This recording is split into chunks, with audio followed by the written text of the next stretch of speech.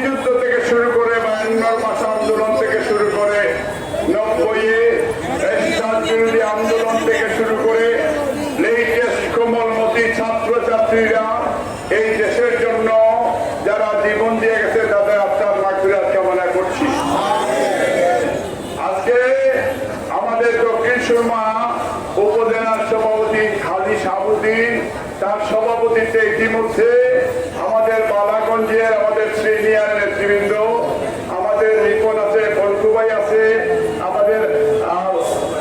মকবুল ভাই আছেন, আমি সবার নাম নিতে চাই, অপরচুনিটির সময়